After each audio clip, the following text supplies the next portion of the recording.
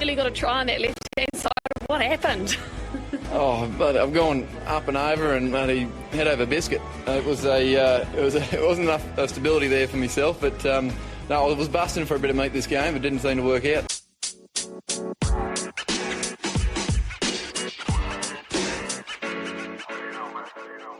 Hello, cheers, and welcome to the Scrum of the Earth, the podcast that brings you news, reviews, great interviews, and so much more, all about the world of rugby. I'm your host, David Lawrence. I'm an American rugby fan who follows the game wherever I can find it all over the globe. If you'd like to get in touch, I'd love to hear from you. I'm easy to find on all the usual socials, and if you're old school, you can just drop an email to thescrumoftheearth@gmail.com. Well, as you have no doubt deduced, this is in fact yet another bonus episode. Today, we're thrilled to have a brand new guest, Mr. Thomas Grant of the New England Free Jacks. He's the Director of Community and Entertainment. He's deeply involved with Free Jacks Academy. He covers our home games. He does sideline reporting. He probably has 19 other jobs on match days. And most recently, he's been doing comms for the WER. Thomas Grant, a.k.a. Wheelsy, welcome to the show, and how the heck are you?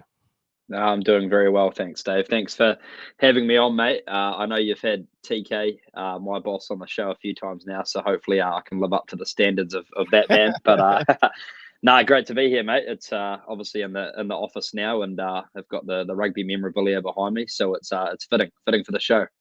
TK gave us a tour. Me and Phil and a couple other people. He gave us a little tour down there through the gym when they finished it, and there's this sort of wall of fame and everything. It's great. Yeah, it's really cool. I think it's they've done a great job to make that a real cool home for the players, somewhere that they can just relax and chill out and get away from rugby, and also have that high performance environment in there as well. So no, they've done a great job.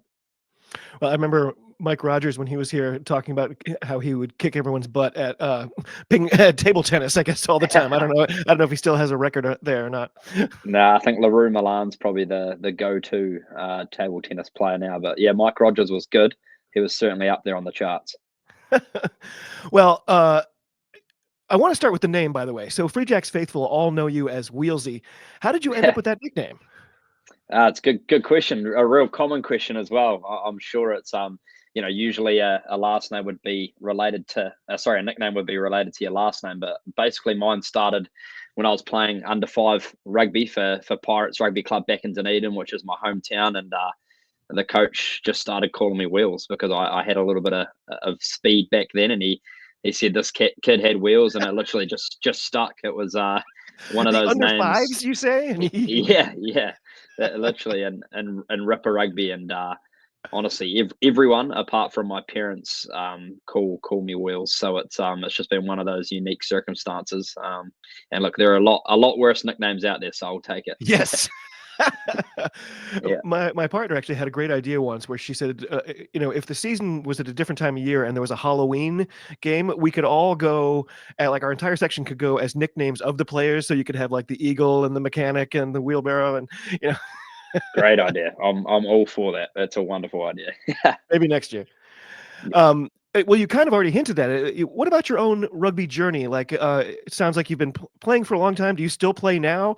I know you have a wide love for all sports. So how did you end up in the sort of rugby corner of the sporting universe? Is it simply from being from Dunedin? Yeah.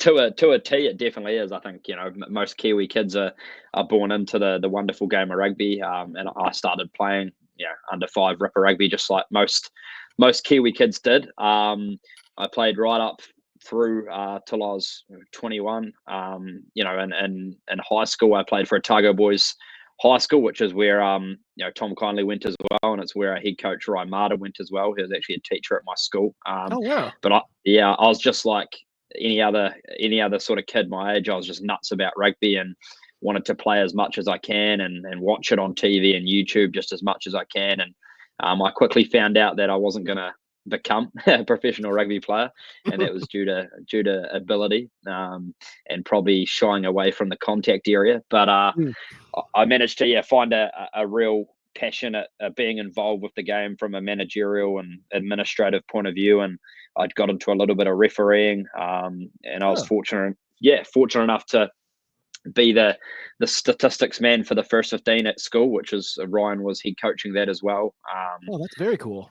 Yeah, so that was awesome, and Ryan invited me down to an Otago training one day when I was 16 years old just to film some of their Otago drills, and from there, I got to meet the head coach, Ben Herring, who's a great mentor of mine, and that really like blossomed into my career. Really, I was turned to an intern into working for Otago Rugby full time, and yeah, fast forward a few years, I was at the Free Jacks, so it's been a pretty crazy Wow. ride. Yeah. You mentioned stats. I am a stats nerd, and I'm just curious. This is totally off script, but I feel like of all sports, rugby is the hardest to quantify with stats. It's hardest to look at a box score after a game and really get a sense of what actually happened. There's so many things that don't appear there. And then there's deceptive things like, I could have completely botched a line out, but if it goes to the hands of my player anyway, it counts as a successful line out, So like, what's your Yeah. rugby stats? Do you find they're deceptive, or have you found a way to bore into them in a way that makes them meaningful?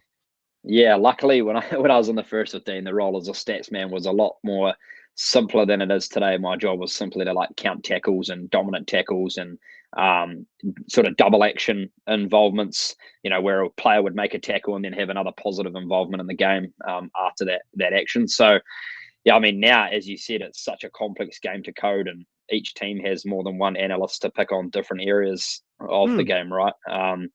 So yeah, from my point of view, I mean, I think it's even the analyst is really learning each day how to code games correctly, because each coach really has a different way they like a game to be coded.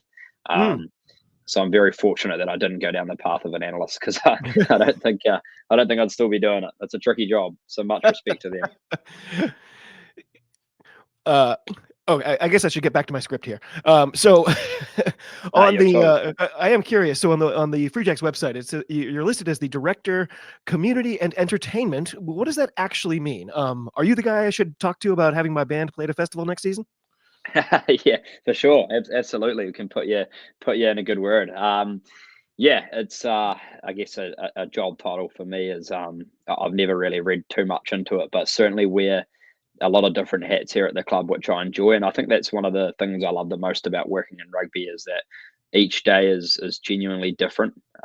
So in a nutshell, on the community side of things, it's fostering and administering the development of all of our youth initiatives. So trying to Hmm. grow the game throughout New England and getting into as many schools as possible, and really trying to expose the game of rugby to as many kids as we can. And that's goal number one. And we do that through a lot of different ways. As I said, the school visits and getting along to Are you still working with the yeah. Boys and Girls Club? Yeah, absolutely. So we've got the Boys and Girls Club of Dorchester. We've got the YMCA, where we've got uh, programs running in 3 different YMCA locations now. We've got Nice. mixed abilities rugby program with Dorchester. So that's been great. I mean, it's awesome. I know like how much joy rugby can bring to people, and that was a part of my reason to want to come over here to America, is to spread the experiences I had as a kid. So it's cool to now be able to do that. And then, yeah, the academy side of things as well. I run all of our academy programs. So we've got our U23 men's, U23 women's, and then our boys and girls at the U18 age grade level. We just returned from Scotland on Monday for a Yeah. tour with the Indies, which was great. And that one there is really trying to bridge the gap for collegiate athletes to really push a case for making an MLR team. And through overseas experience and higher developmental opportunities against quality opposition is the way that we're doing that. So, yeah, the Scotland trip was a fantastic experience, and hopefully continue. I was curious about that because I noticed one of the places at least you went was Melrose, the Yeah, birthplace of Sevens. Was that a great experience for you and all the players there, just to sort of get to one of the rugby meccas? oh, it was wonderful, mate. I think the boys probably didn't appreciate how special that place was until we rocked up there and we could see all the memorabilia and the old timers at the club just telling all the stories about sevens. And I know they've got the tournament there this weekend as the Melrose Sevens, so we didn't get the timing quite well. But oh mate, it was really special, and the boys had a nice win as well. So it's cool to, I guess, have a little bit of New England history there now too. That's fantastic. Yeah. So you kind of already kind of spelled this out for us, but like it seems to me, if you work for the Free Jacks, it's all hands on deck all the time, right? Like I doubt anyone has an entirely singular role. Is that you kind of do what's needed? Is that the way it is? Yeah, no, you're spot on. I think you've got to very much be a utility knife in Major League Rugby, and the entertainment side of things. I guess I run all of our game day event presentations, so that's like the script and the runner show and making sure that fans like you in the stands are having a really enjoyable time. And obviously it takes more than just me to do that, but yeah, just making sure that Free Jacks festival continues to be the good product that it is, and finding innovative ways to continue to make it number one in MLR. But yeah, no, I love it. As I said, every day is different. That's what keeps my brain moving and ticking forward. Well, another one of the hats you've been wearing recently is that of commentator. I was watching a WER match a couple weeks ago, and I was like, wait a sec, I know that voice. And sure enough, they got us a good shot of you at the end. You were really great, by the way. How has this new chapter unfolded? Like, was this something that you were already interested in and I just didn't know about it? Yeah, no, I've definitely always had a strong passion for broadcasting.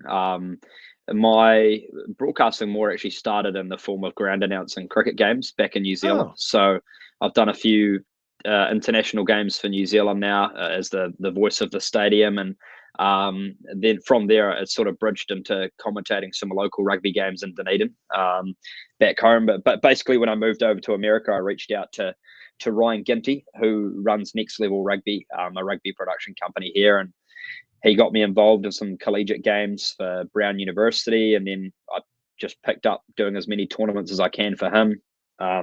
He got the subcontract this year for WER, so I was able to do that, and then obviously I've been sidelining Major League Rugby games for the past 3 seasons as well. So yeah, mate, it's fortunate. Like, I guess it's one of those things that I'm super passionate about rugby, and I also love talking rugby and talking in general as well. So if you can combine the three, it can turn into something pretty cool. But yeah, I got to did the Eagles games last year too for USA and Scotland sideline there. So, oh mate, I mean, yeah, I don't see that as a job. That's just a passion and a hobby, and I'm very grateful to do it.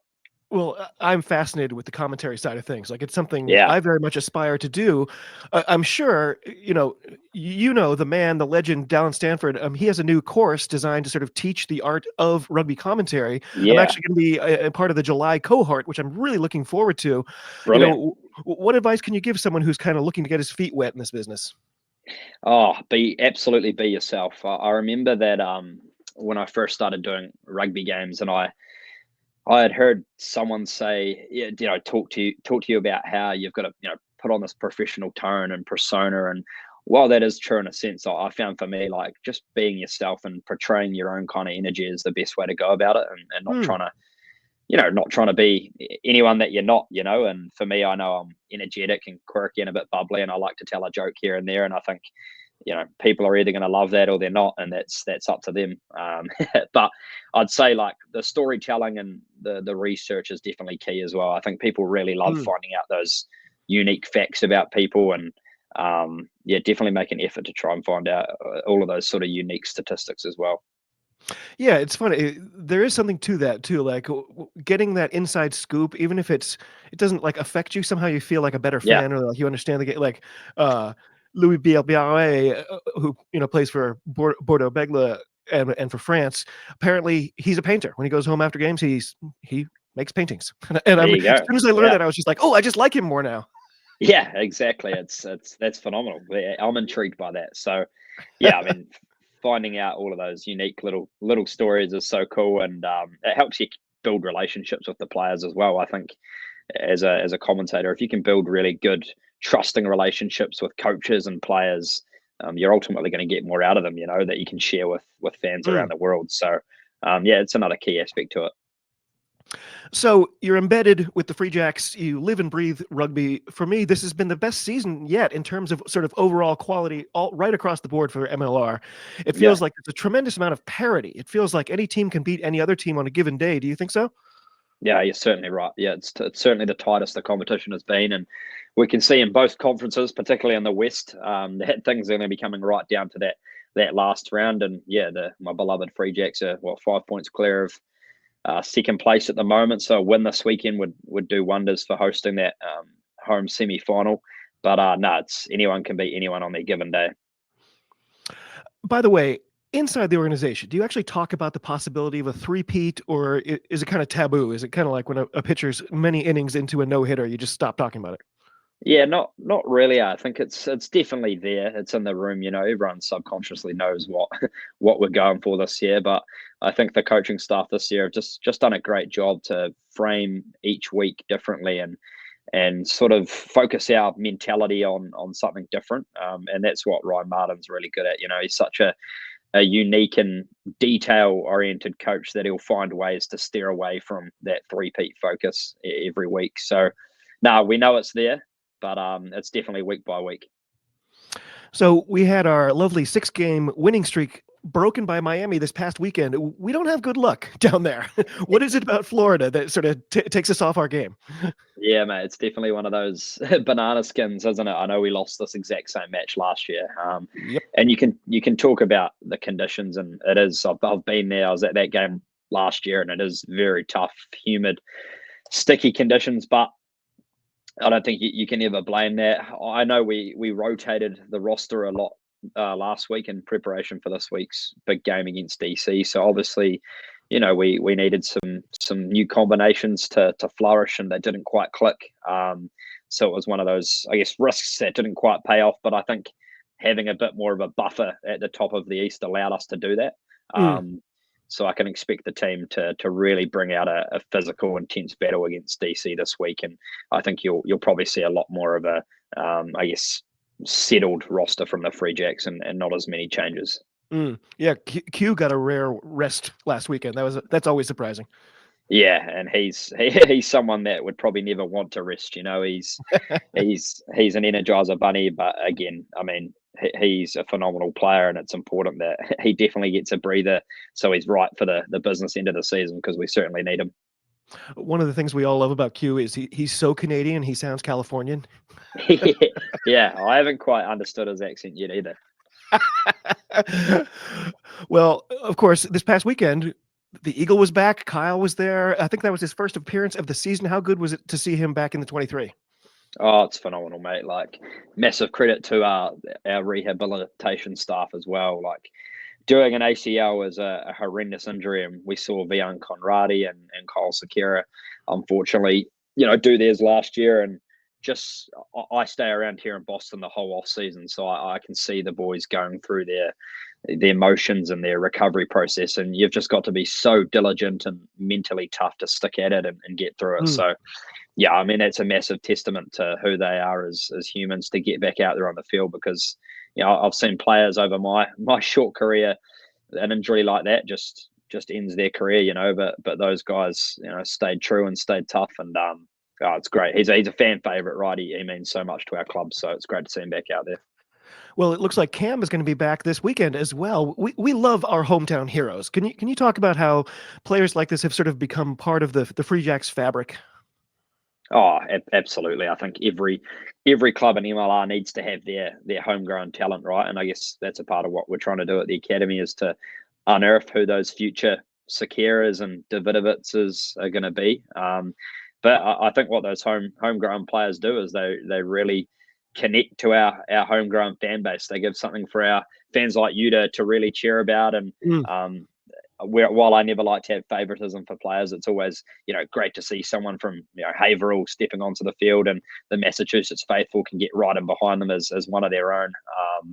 So it's great. They are the DNA of this club, and what the club was founded on. Obviously, before the competition fully professionalized, the Free Jacks were solely a Massachusetts team with a couple of foreigners thrown in there. And then when Major League Rugby fully professionalized, things changed a bit. But yeah, those guys have been here since day dot, so they mean a lot to the club. Yeah, something the Free Jacks have always done too. The players who aren't in the 23 are often in the stadium anyway, and they're just walking around, they're just enjoying it like fans, and they're easy to talk to. Like, the accessibility level is just so great; it makes the game day experience so much better. Totally, and that's one thing I think we've really done a great job at, is making sure that the fans get integrated into who we are as a team as much as possible. And you can see after the game, when all the fans stream onto the field and there's signatures of the players and there's photos and there's music playing in the background, like, that's something back in New Zealand we don't have, and it's a really unique thing to American rugby, and something that we really need to hold on to tightly. And Yeah, it's that's one of my favorite parts about game day, is just seeing that. It's funny because this is the St. Patrick's Day shirt from, I think, the first festival we did, Yeah, and naturally it snowed, and all the players looked like, what the heck did I sign up for? And yeah, after the game, I was having people sign it. Everyone's fingers were so cold they couldn't hold the pen right, except for yeah. Terrell Paita. I have one autograph on the inside of this shirt from Terrell Paita. That's brilliant. He's one of my favorites. Terrell, he's a fantastic player, and I think he's in with the Blues at the moment back in Super Rugby. So it's so cool to see a player like him use MLR to be a stepping stone to Super Rugby. Yeah. But yeah, I remember that game fondly. That was against Toronto, I believe, right? Yep. That St. Patrick's Day game. That was my first home game here in New England. I was also thinking, what have I signed up to as well? So he's, yeah, not I the only one. remember Dougie Fife and Bodine Waka were like doing jumping jacks whenever there was a stoppage in play, Yeah, just to desperately try to stay yeah. warm.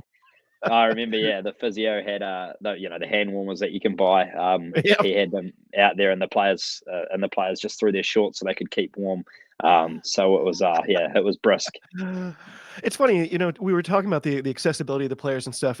You might actually know him.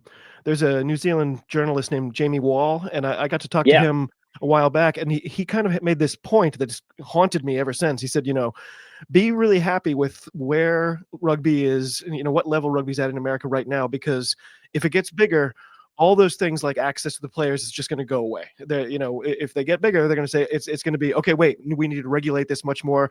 Do you have that same fear? Do you think he's onto something?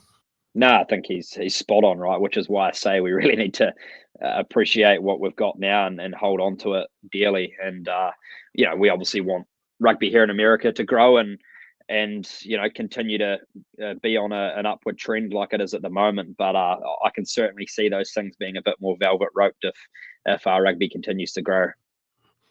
Well, what are you looking forward to for the rest of this season? Like, do you have any matches sort of circled on your calendar, big events, festivals? I think this weekend against DC is certainly a big one. They are Eastern Conference rivals, and look, we were at their home field earlier this year, and they gave us a bit of a lesson in rugby union. So Yep. I know the team will be using some of that as fuel to really put in a strong performance in front of our fans. And every home game I definitely love equally. I think next Sunday we have our youth flag tournament before the game, which is always so special to see the kids out there running around before the Free Jacks take the field. And that for me it's really special because you can see the grassroots version of the game, and then you can see the professional version of the game, and it's sort of one Love that. big day of rugby. But yeah, I mean the playoffs are always such an exciting time, right? I just love those high pressure moments and those big time plays. And I'm looking forward to seeing the team hopefully punch their way to Pawtucket, which will be an amazing thing to be a part of if we can make it there. Touch wood. Well, we should get another boost this weekend because my partner's going to be singing the national anthem, so we'll have that going for us too. 100%. That's great. So now that you're working with the WER as well, can you tell us a little bit about how that competition is going? Like, I've been in on it since day one. I've been really impressed. The broadcasts are good. Obviously, the commentary is really good, and the level of play on the field has been fantastic. Oh, mate, I loved calling the games, and the unfortunate news is I don't know if you saw it, but the broadcasts have actually stopped. There was actually an announcement put out while I was in Scotland that WER have decided to stop the funding of the broadcasters through the provider DAZN, and I'm not sure what happened there. Obviously, I was booked through Next Level Rugby, who do a great job, but yeah, something to do with the funding there of the broadcasters stopped. So I'm gutted because I found those games super entertaining to call. And I don't know if individual teams will be sorting their own sort of live streaming, but those games won't be on that streaming platform anymore, which I was gutted about. I can't believe I missed that.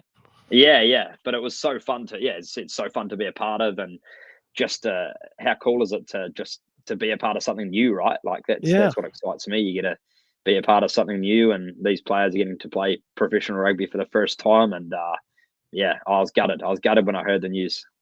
Oh man, yeah, I'm feeling that right now. Dang, I also feel stupid for missing it. They must have. Wow, dang, everyone was so excited. Like, here's a free. Anyway, man, oh man.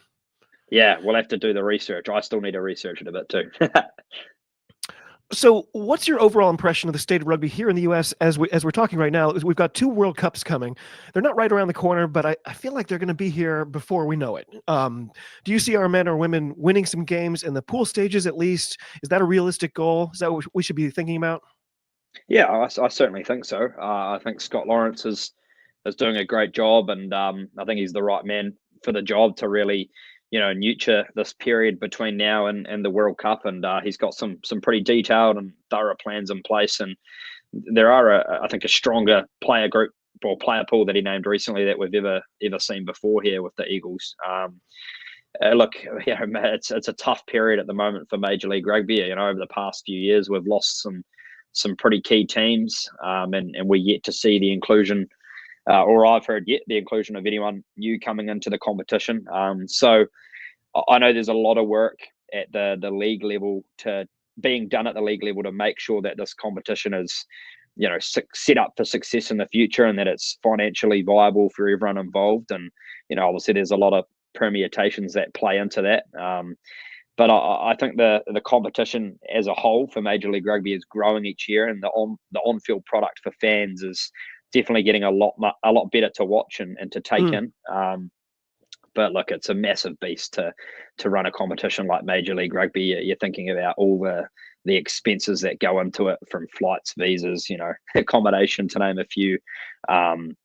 So it's, I really think that the next 2 to 3 years are so critical to get right in the build up to the World Cup. And I think my goal or my hope is that after the World Cup, rugby in America really explodes, and it's seen as one of those sports that kids no longer have to second guess in America. They're just signing up for it automatically, and it's, maybe a dream, but hey, you got to have them.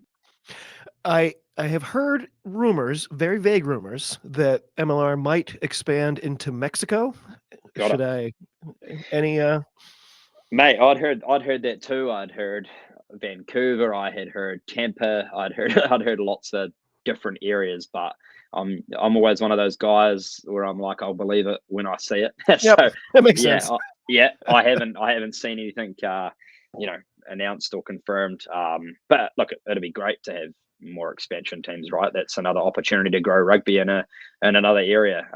It's as it comes down to the dollars and cents and who can put their money where their mouth is and make a team happen. Did you see the weird sort of flash in the pan Vancouver Highlanders that sort of came and went in the blink of an eye? Yeah, I did see them actually. You're right. It went past my eyes that I haven't seen much action from them recently. But I think they were, obviously that was an attempt to try and get something growing there. It was kind of neat. They're like, okay, today we're going to play a team from Bermuda, tomorrow a team from Germany, and who else wants to come play? Yeah. I think it's a tough thing to do, to start a franchise, and that's where I'm grateful. Like, out of where I've landed here in Major League Rugby, I've landed with the Free Jacks, who have a great ownership group and great leadership, and they've done things the right way. And we've still got a lot of growing to do. Don't get me wrong, but I think I'm definitely fortunate that I'm here. So my whole life, I've been hearing that phrase. I'm sure you've heard it a million times too. Everyone likes to say, "America is the sleeping giant of rugby." Do you think the giant is finally waking up, or do we keep hitting the metaphorical snooze button? It's a great question. It's a tough one. I think there are certainly days where I feel like we're hitting the snooze button and things are dragging out. And then there are days where I'm like, well, this could actually blossom into something really beautiful. And it's extremely tough to put a finger on what it's going to take to make American rugby the giant that it could be. There's a lot of work, in my opinion, that needs done at like the youth and grassroots level. And obviously we have 2 separate entities here in America that run or oversee and administer the college game. We've got USA Rugby and NCR. I won't get into the details of it there, but if everything was all into one and everyone was working together to make this what it could be, I think things would be a lot better place than what they are today. If we look at other countries around the world, you don't have don't really have two entities working against each other. Everyone's all Right. together in one, right? I think if everyone's rowing the same boat, it's going to make things a lot better. Except in Wales, where the boat has a huge hole in it.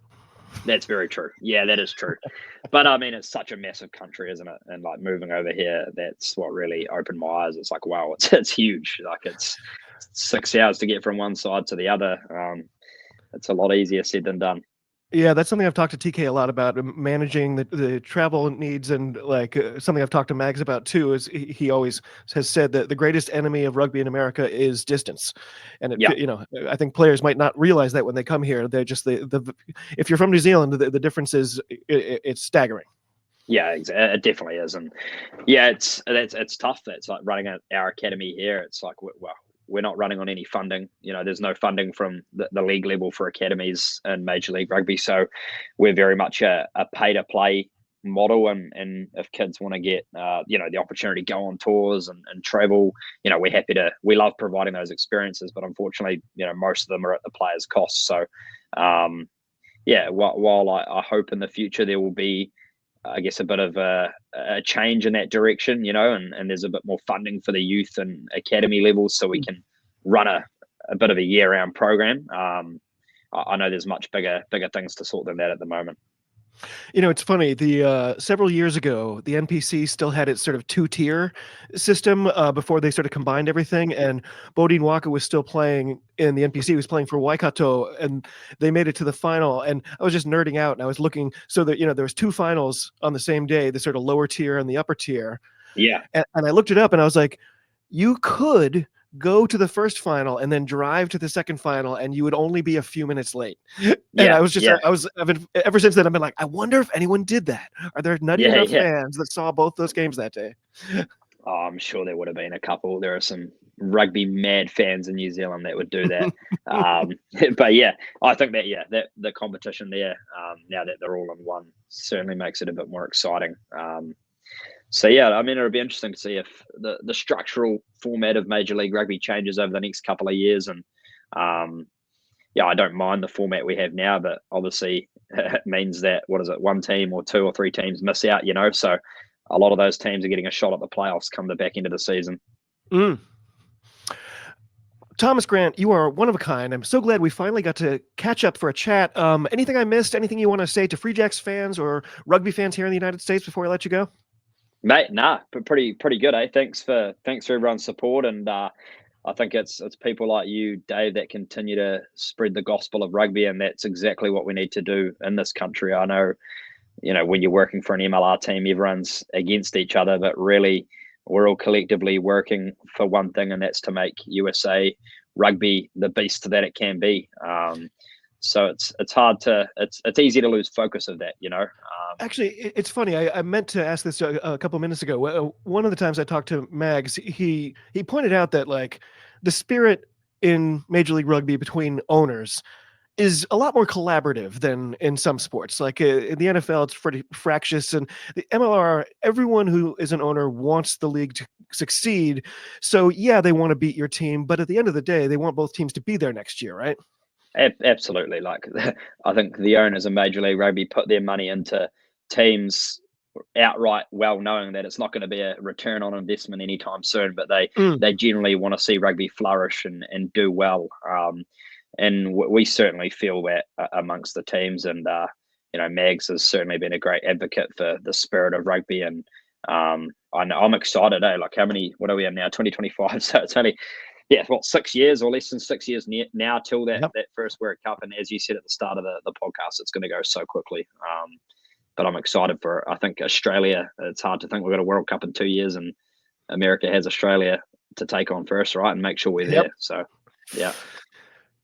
Wheelsy, thank you again for your time. You're the best. I'm sure I will see you on Saturday. Hopefully the rain stays away for us. Please, I would love that. I'm sick of it. I'm sick of it in Boston. I know. Okay, I'll let you go, Wheelsy. Thank you so much for your time. I really appreciate it. I'm looking forward to the game on Saturday. It should be a pretty big one. Anytime, mate. Thanks, Dave. Cheers. Talk to you soon, and be well.